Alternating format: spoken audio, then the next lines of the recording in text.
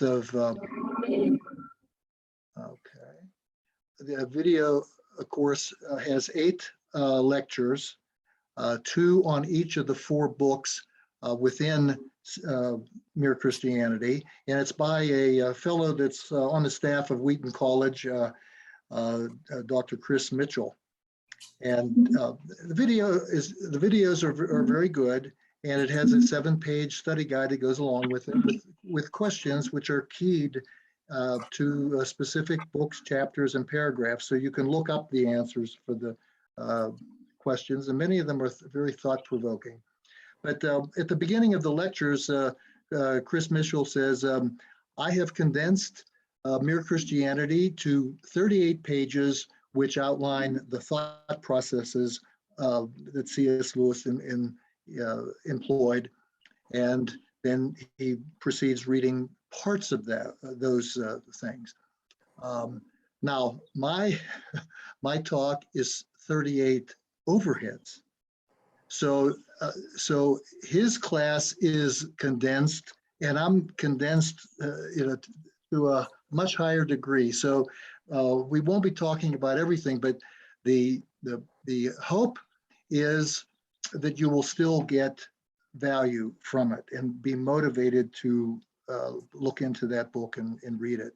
But one question you might ask yourself is, why should a mature Christian, I'm sure all of you are, or might think of yourself as a mature Christian, but that's a trick question, because to C.S. Lewis, there are no mature Christians, and you'll see why later. He says we're all on a journey of being pulled further in and further up into the life of the Trinity, and we don't get there in this life. So we're all working on it, and so a person can continually grow and benefit, and Mere Christianity certainly one of the books that can help you.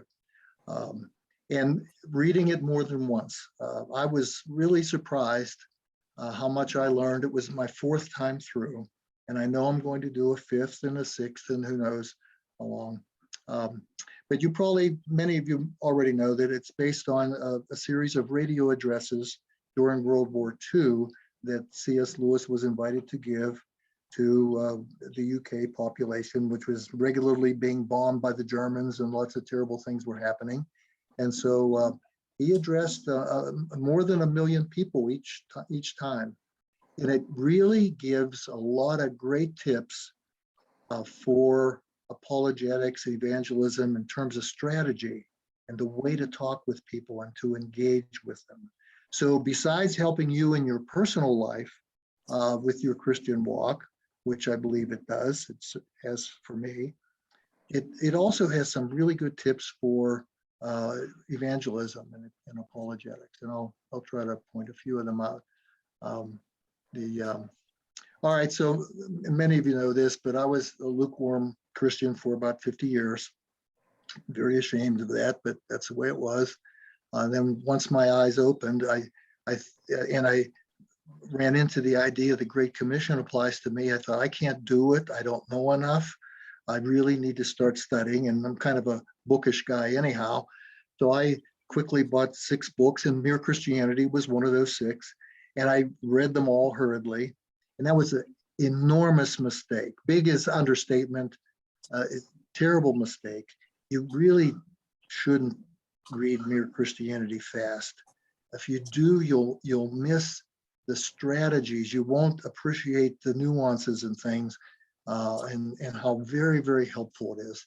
So don't, I actually didn't like it the first time. I thought, well, this is all, ho-hum and all that. And I didn't reflect enough. So that's the first lesson. Don't read it fast. But what does it mean to say reflect deeply on every aspect? What does every aspect mean? So I have a little bit on that coming up here. But one way of encouraging people, I hope, is to say, once you start reading it, you'll realize that C.S. Lewis wrote lovingly. He was careful and high regard for his audience, and he really, really wrote with love. And I think we ought to read him with love. We read lovingly and with great care, and there's all the empathy we can muster, because if you do, you'll really benefit. Okay, so let's look at some basic literary analysis to see what it means to reflect on every aspect of it. Well, just like Christianity, literary analysis is about relationships, and there are four that comprise basically everything. Okay, the first is the author. What is the book saying about the author? What shines through? The second is the reader. How is it intended to affect you? How does it really affect you in some way? Okay. Then within the book itself, how well structured is it? How coherent is it? How complete is it? So that's reader, writer, and the book, and then comes the rest, everything else. How does the book relate to the rest of the universe, reality? What does it tell you about political science or nature or whatever it is? So that's an in-depth way of looking at literary. So about the author, I think you'll find out C.S. Lewis is an absolute intellectual giant. One quote about him is, "There's no end to him." That's why so many people, once they get hooked, intend and try, and many do, read everything they can get their hands on that he wrote. There's just no end to him. He's amazing. Walter Hooper, who's his secretary at the very end of his life, said he was the most thoroughly converted man he had ever met. His Christian walk is absolutely beautiful. You'll get a glimpse of why in this book, but other books really point that out. Okay, how it affects the reader. The big thing is the thinking processes and the talking strategy. I think somebody's not muted. Might want to check whether you are or not. There's some background noise coming in. It looks like Daryl isn't muted. I think maybe he doesn't know how to do it. So, I think, yeah. Yeah, Dave, you could mute. Oh, yeah, Dave could muted now. Muted yeah. now. Yeah. Okay. All right. So one of the big benefits is following his thinking processes and his strategy for addressing these people. This diverse audience he was listening or speaking to. But there are other reasons that it will affect your worldview. Perhaps well, many people think it's the most influential Christian book in the 20th century, and I can tell you it has affected me profoundly, and I'm so glad I ended up reading it carefully after all. Okay, the book itself, the structure, coherence, and all that, it really is well structured and with a strategy in mind that's kind of important. And that strategy has to do with the rest of reality. The fourth item of the list. The Lewis himself and in his writing reflects a top-down picture of reality. But this book is written bottom up. And the reason is that's the way moderns often tend to think. So that in itself is a major apologetic strategy to realize that's going on. Here's a little bit more about that. Okay, that's up until just a couple centuries ago, most everyone had a top-down view. Everything comes from God and comes down. Up until a few centuries, everybody thought that way. But in this book, he builds the picture bottom up. He explains things to people bottom up. And that's to accommodate the modern and postmodern ways of thinking. And so that, to me, is a big deal strategy you would not pick up unless you read it slowly. And a modern person, that's basically a materialist or a naturalist, some people call it.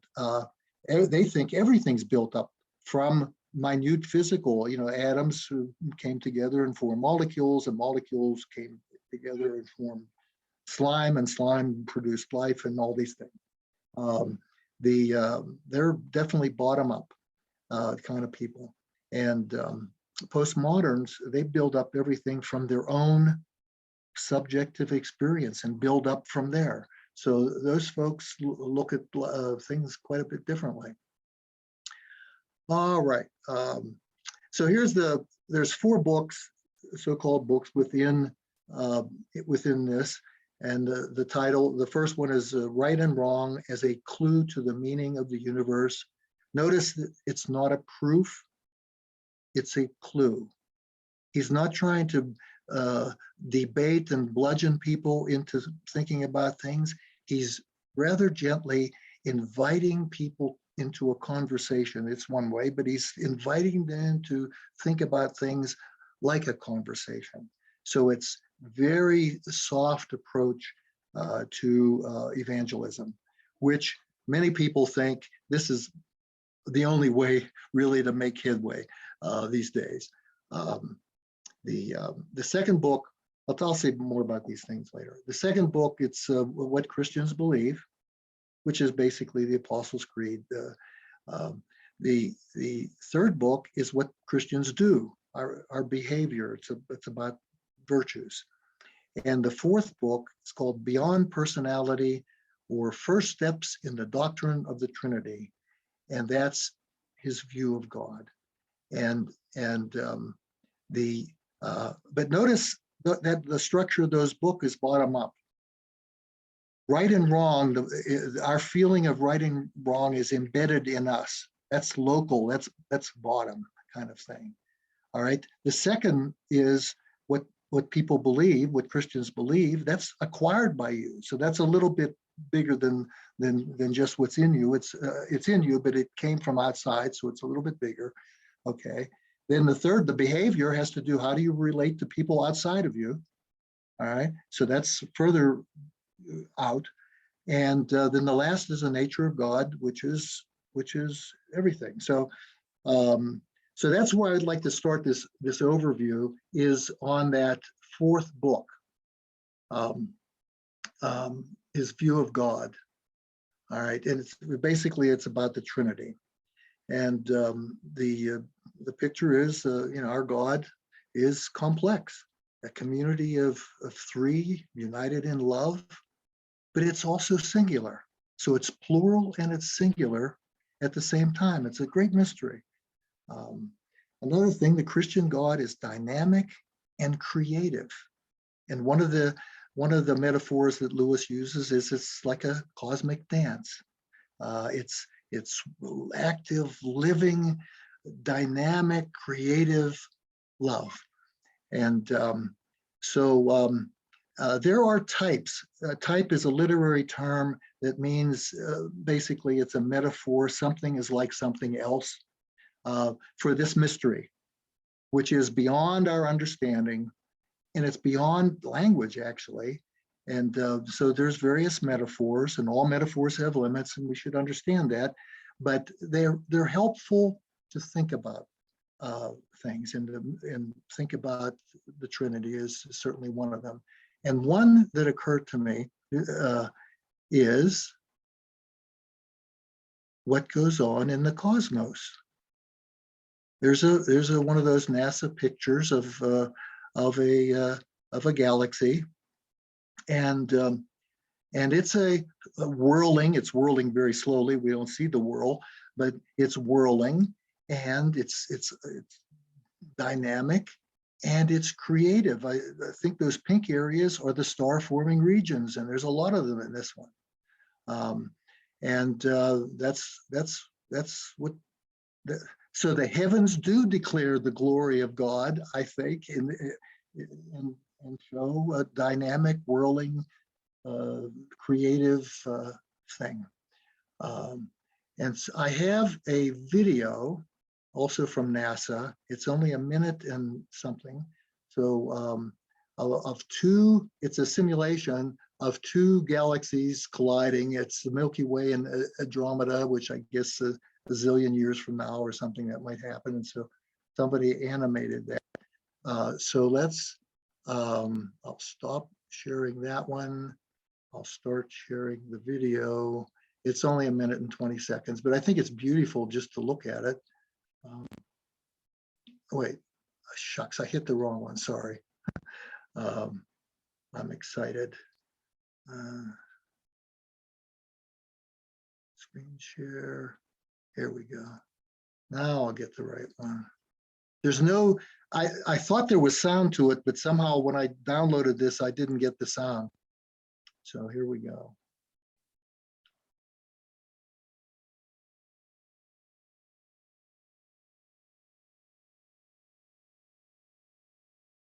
It stops every once in a while, it shows you what the details look like.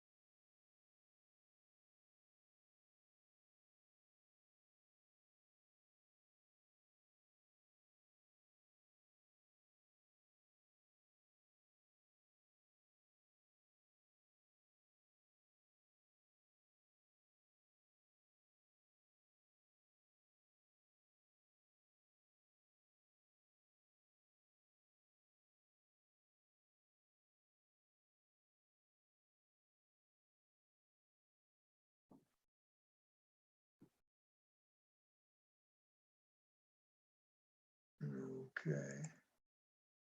All right, so that sure looks like a cosmic dance to me. So I thought that would that visual might help help you remember the idea that one wave. Oh man, I keep doing the wrong thing here. Okay, wait a second. I don't know why that's happening. While you're doing that, Ray, Yeah. I'll talk from it. So, yeah, astronomers have run simulations and such. It looks real scary, but nothing will collide. The chance of stars actually colliding is minimal. Yes. Yeah. It's not. Yeah. It looks like it's. There is so much space between the stars that yeah, you think one galaxy colliding into another is just going to be devastation, but it won't. Yeah. Yeah. That's a wonderful point. Thank you. Yeah, and there's a lot of dust generated by this, and so that's where the stars come from. Yeah, there will be. It will cause a huge amount of growth of star formation, and I think when they stopped that video and they were showing pictures, I don't think those pictures were simulations. I think they were showing examples. So we see this types of interaction because when we look out in space, we see snapshots where galaxies are in the process of colliding or have previously collided. So we have it's not just, speculation. We see it all across the universe as we look back. Yes, that's the way that video is billed is it's simulation plus observations. So you're right, those were observations. Anyhow, so the only real idea that is the idea that cosmic dance is a way to look at it. So is a way to think about the Trinity and the dynamic. one more brief thing, if you don't mind, in regards to the Trinity and such. God has given us similar insight into quantum physics, where things can exist and not exist at the same time. They can be, because of quantum and such, he's given us a glimpse that we get to live in a reasonable, rational world. But when we start to look at quantum and things, we can't understand how these things can be. It's similar like a Trinity. There Yes. is no explanation, but he shows us in physics there are things that do exist that are completely rational in that they work in physics, but they're incomprehensible.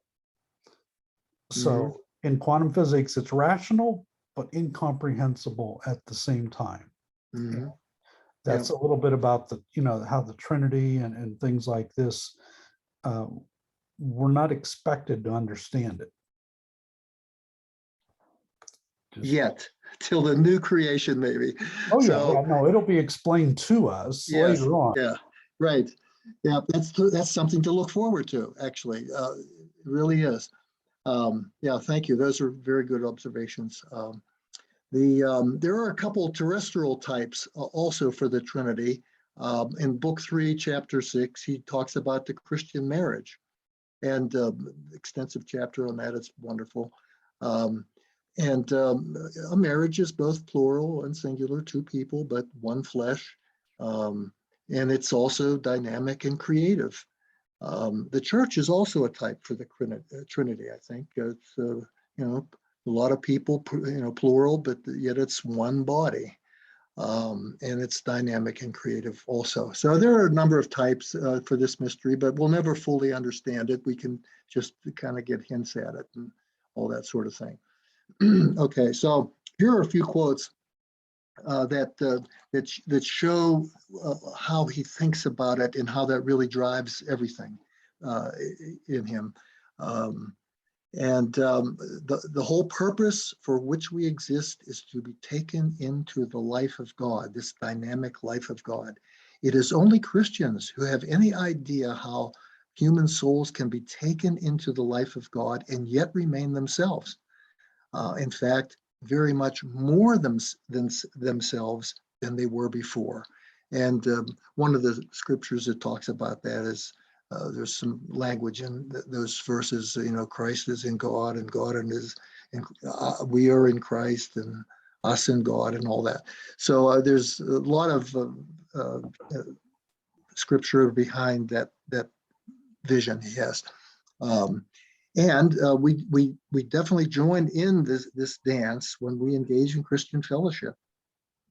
That's why churches have small groups. Many of them have, like our church, it's all, the slogan is live life together, and that sort of thing. And certainly the early church, they ate together and they shared things in common, and it was fellowship and all that. Definitely part of the body of Christ. Okay, so and to me, that's this is kind of the merest form of Christianity. Is his description of us being drawn into the life of God. So here's the quote: "The whole dance or pattern of this three-personal life is to be played out in each one of us. Each one of us has got to enter that pattern, take his place in the dance. There is no other way to happiness to the happiness for which we were made." In other words, that's where the Christian joy is going to come from when you're engaged in what he calls the dance sometimes. Okay. Let's see, here's another quote. "He works on us in all sorts of ways, through what we think, through nature, through books, through experiences, and above all, through each other." That's the community of love idea. That's why fellowship is so important. And the Holy Spirit helps us stay in the dance and helps us participate in the dance. And I absolutely firmly believe that when I get help in the classes and the things I do, sometimes daily, and coincidences come out of the blue, cannot be explained. It's just, wow, how did this happen? Here's an example in my personal life where the Holy Spirit is helping me. I'm about to take on a writing project that's daunting beyond me and all that, and I just help. I know I'm going to get help, and that's why I'm trying to do it. And so for a different reason, I called a guy who's involved in youth, and I was talking about engaging youth, and he says, "Oh, we have this book I came across. It's really helpful, blah, blah, blah." And he described it to me, and I know it will be helpful in what I'm doing. And so I ordered it right away. It came in one day. I couldn't believe it. Came in one day, and I got it. I read the first chapter, and I noticed there were a number of references to Pew Research, showing that people with a religious worldview, and particularly a Christian worldview, live longer, are happier, have more stable marriages, blah, blah, blah, all kinds of sociological benefits from being a believer. And Pew Research, within 6 hours of me reading that, and I thought, oh, maybe I should get more familiar with what Pew says. An email came into my inbox. It was from Pew Research. I haven't looked at anything from Pew Research for at least 3 years, maybe 4. I don't know why I got a thing from Pew, but I got a thing from Pew, and guess what? It was saying, oh, here's one of our newsletters. Do you want any more? And look at the subjects. And some of them were the subjects I need for the research for this project I have. Amazing coincidences out of the blue. And that's, I think, that's what stokes me and makes me enthusiastic about this project I'm working on. So I'm saying this stuff is real. It's operates in a person's life, and it's just absolutely wonderful. So, all right. The last quote I think I have on this is from book 4 again, is the Christian idea of putting on Christ, like putting on the armor of God, well, putting on Christ in order that you may finally become a real son. It's the whole of Christianity. Christianity offers nothing else at all. So this is the view he holds, and eventually, Christians hold this, and it's what drives us on. And the quote that has that in it is, "We shall be like him," and the him is Christ. Eventually, not in this life, but someday. Work on it the best we can. Okay, so now I'll switch to the order of the books. Book 1, the beginning of it. Again, the title says, as a clue, and that the first rule of apologetics is tailor what you're going to say to their worldview, their way of thinking. That's why you ask questions at the beginning and all that. And but how does one do that when you're speaking to 1 million people? And that's the challenge he had. How does he meet them where they're at when there's 1 million of them? Some could be modern, some could be postmodern, some could be Hindus, who knows what. He speaks to their humanity, their human nature, because they're all people. And they all may, and he also speaks to their common experiences. I think it's a brilliant strategy to do that. He appeals to their inborn sense of right and wrong and common experiences. So most of you are familiar with the moral argument, so I don't have to spend time on that, but I'd like to talk about the common experiences and how subtle and ordinary it seems, but how powerful it is. Because he's speaking to an audience, probably most of them have the materialist view of things. Modernism was the rage and all that in the 40s. Okay, and here's one of his examples to pull people out of that physical orientation. He says, so you're walking in an empty trolley car heading towards an empty seat, all right? And you don't get the seat. And you don't get the seat because someone beat you to it. You won't think anything about it. So another case, you get to the seat, and as you turn around and put your something in the overhead across the way, somebody sneaks in behind you, and you don't get the seat because somebody snuck behind you and took the seat. All right, in both cases, has the same physical result. You don't get the seat, but your reaction is much different to those things. So somehow the physical result isn't the driver. There's something else going on, something non-physical. Okay, that's one idea. Next one, walking down the trolley aisle, and you're tripped. You almost fall. And you look back and the person's fast asleep and their leg is sticking out too far. And you probably don't think much of it. Next thing, you're walking down the aisle and you see a person stick their foot out to try to trip you, but you avoid it because you saw it. Okay. In one case, you tripped. That was the worst physical result. You almost fell, not much reaction. The other case, you had a better physical result. You didn't trip. You avoided it. Stronger reaction. Again, the physical does not determine the reaction. There's something else going on, something above physical that goes on. And through a series of things like that, he's trying to draw people to just consider. He's inviting them to consider there's something else going on, and it's not physical. What is it? What's the nature of it? Very, very subtle things, but I think very, very powerful. In that same book, he mentions one of the objections, and this is a very often the objection that evolution produced this sense of right and wrong. It's not something built into us by a designer, so to speak. Evolution did it. It's an instinct. Okay, so he says, really, so how about this? A common experience. You see a big, strong person abusing a child. You have two instincts which will work, be aroused at that situation. One is your self-preservation. Wait a second, this guy's big and strong. I better stay clear. Self-preservation. Second thing is concern for the child.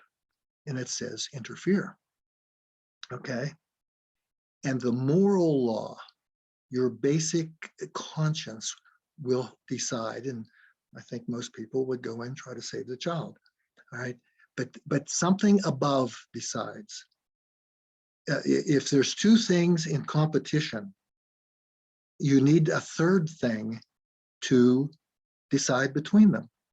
So the moral law must be above both instincts. And he uses that argument that has a Latin name for it. It's called tertium quid, means the third thing. And that third thing is always above whatever the other two were. And he uses that concept at least 3 different times, 3 different settings in his book, and it's a very powerful thing. But the idea of using common experiences is very compelling. As he invite people to consider it, So, and all of them, those common sense kind of things, involve visualization, and emphasizing visualization in itself pulls people and gets them thinking about non-material things. Because when you visualize, it's something in your mind, it's non-material. So he's trying to pull people away from the idea that physical reality is the whole show into thinking, well, there's something besides physical reality, all that. And the physical reality alone doesn't account for our attitudes towards reality. That's what he's trying to get people to think. Then eventually he talks about why this thing seems like a mind, and it's like a mind that kind of cares about how things are and how things proceed. So he kind of works people into that, and that brings the end of book one. Right, and so that's the clue. There's something suggestive that there's a mind out there. So then he swings into what Christians believe, and he sticks. This is where the mere Christianity strategy comes in. He sticks to the beliefs in the very early church, first couple centuries, and the Apostles' Creed, and maybe the Nicene Creed, but not much beyond that. And he states it in very simple terms. No jargon, no Christian jargon whatsoever. No what you'd call Christianese, like no word incarnation anywhere, no word atonement, justice, none of that, none of those special terms. It's all very common sense kind of vernacular so that everybody can understand it. A very important strategy there.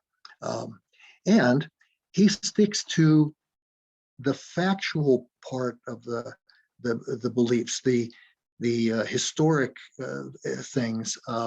And here's how he describes the crucifixion.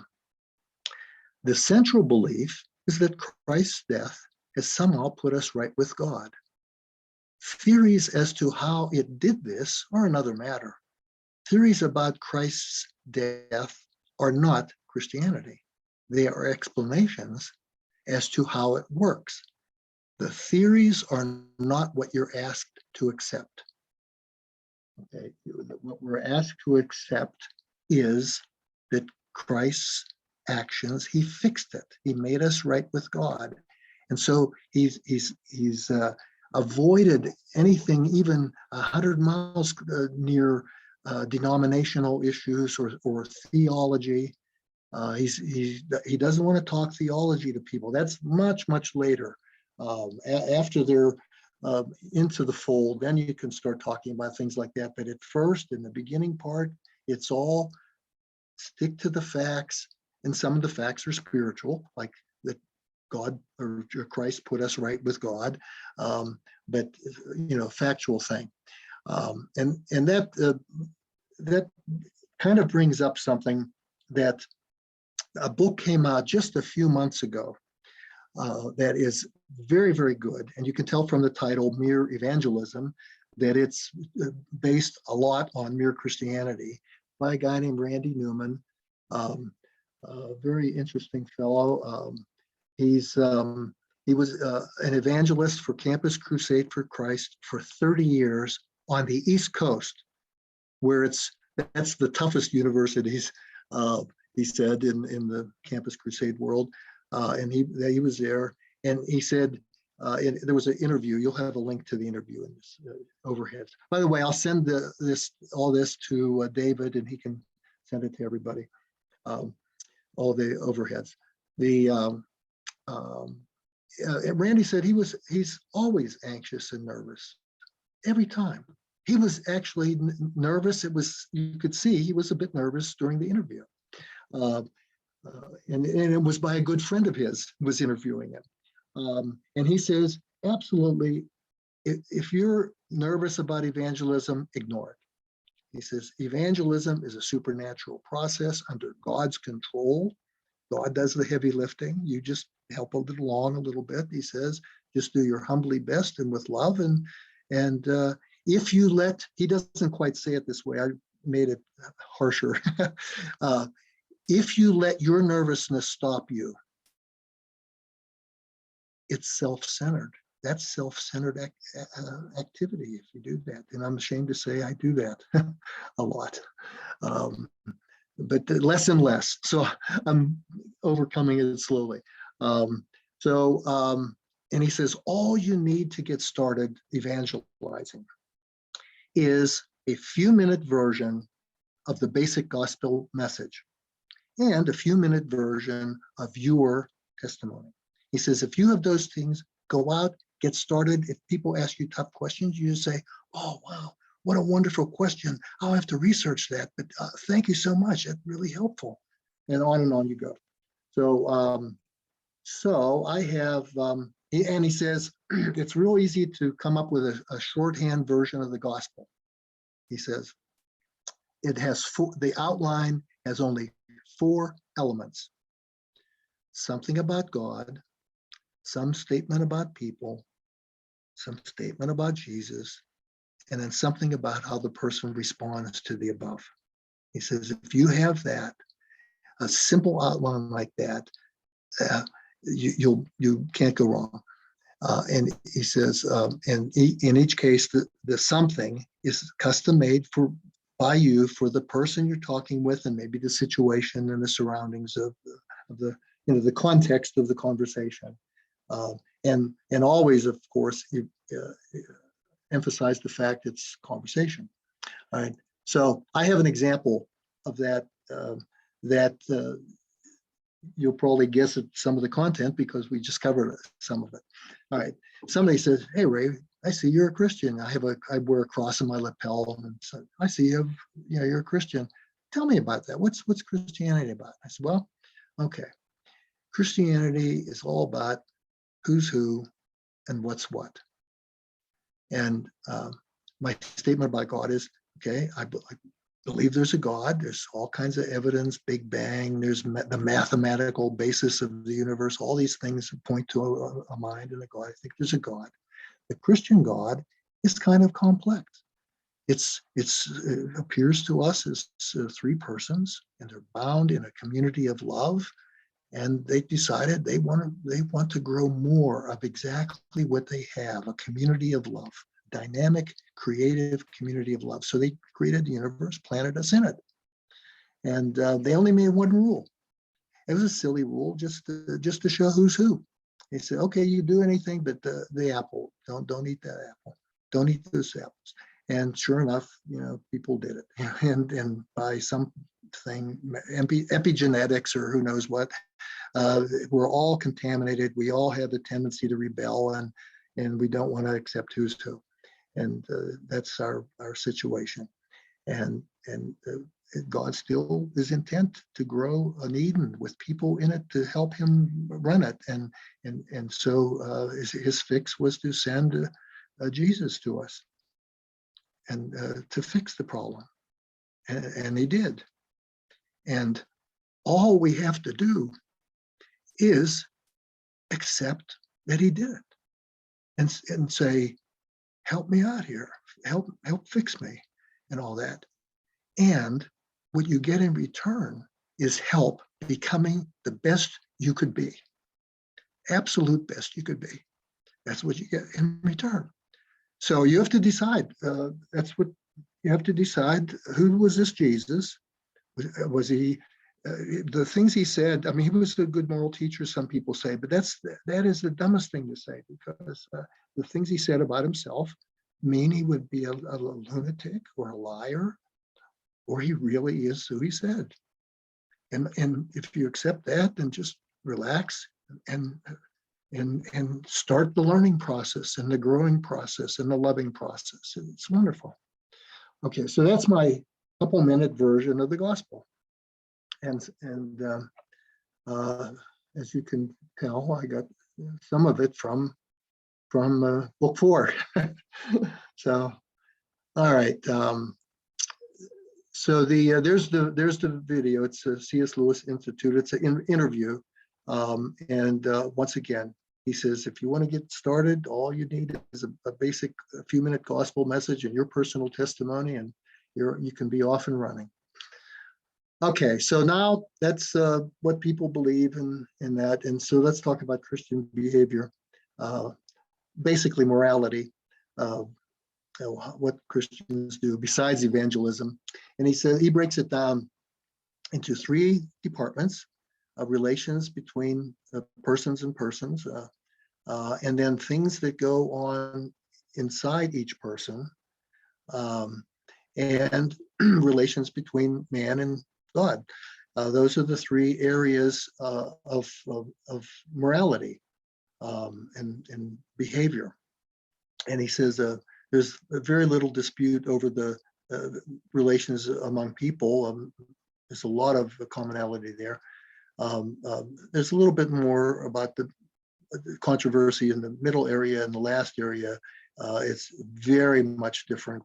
But the whole idea is how humans operate properly and harmoniously and without trouble.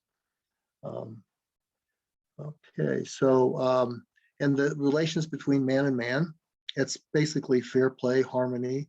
He calls it the Tao, and it's just common sense, fair play, and that sort of thing. Okay, the things going on inside, it's mainly how to behavior that'll avoid guilt feelings and behavior that'll bring joy. And that's what goes on inside. And as I said, the answers about relations with God is very specific to the particular religion you're talking about. And so it's divided into the 7 virtues, 4 cardinal virtues, and theological virtues.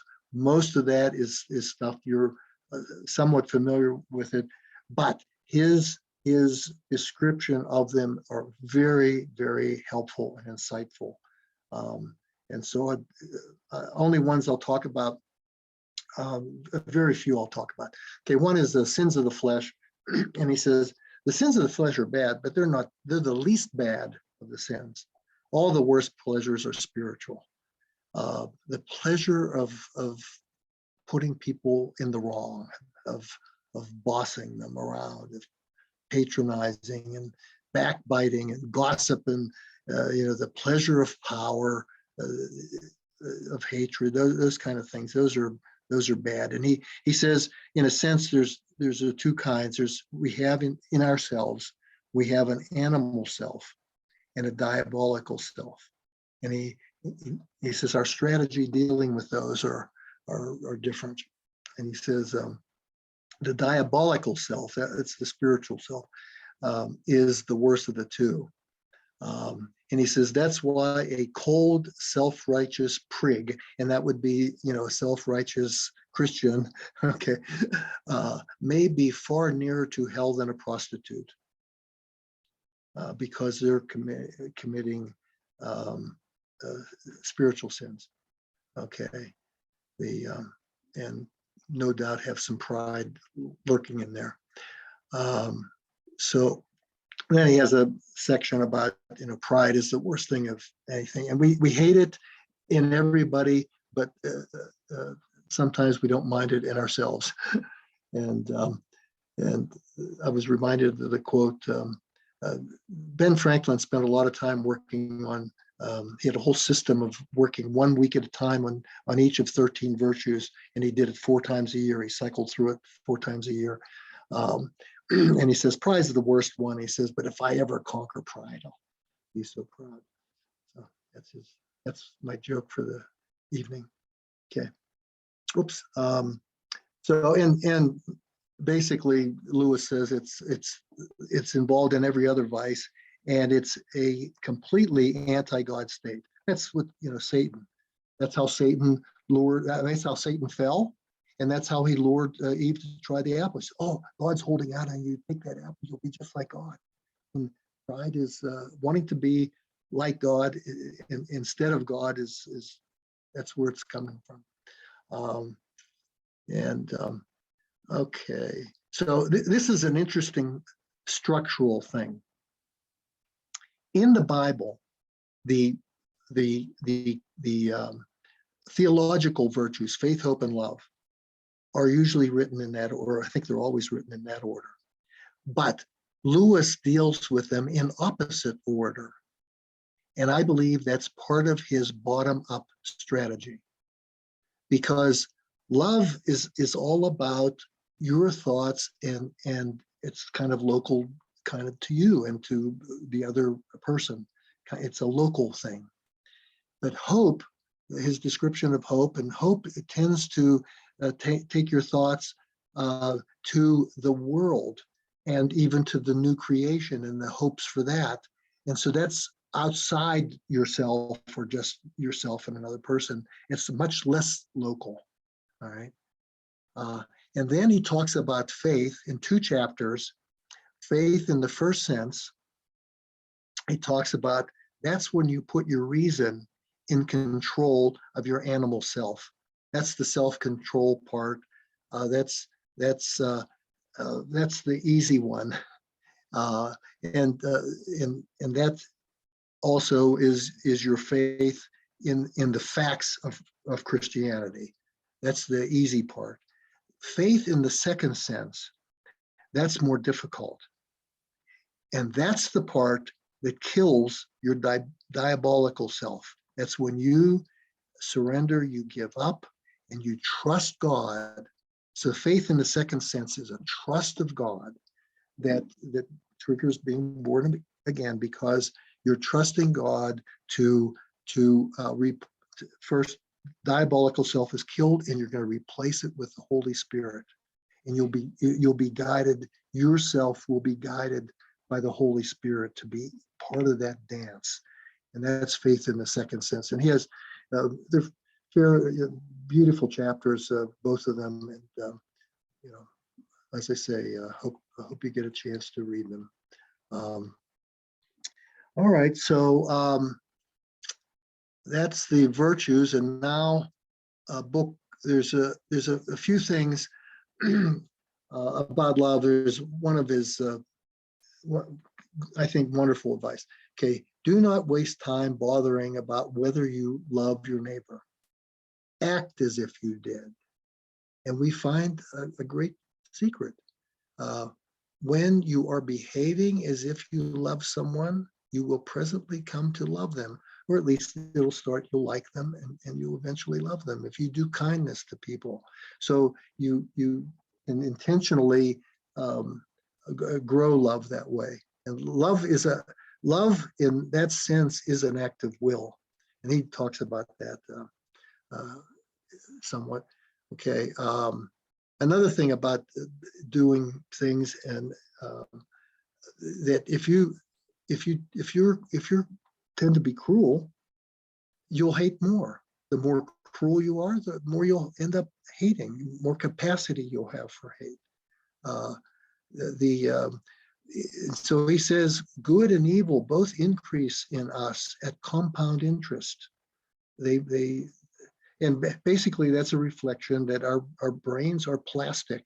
And if we do things over and over again, after a while, dendrites will grow, and it'll be easier and easier to do those things, either good or bad. And don't we see that going on in society? I mean, the society is getting nastier and nastier and nastier. No doubt about it. Okay, the last overhead I have is another way of saying what's on the last cell, and it's much better said than I said before, I think.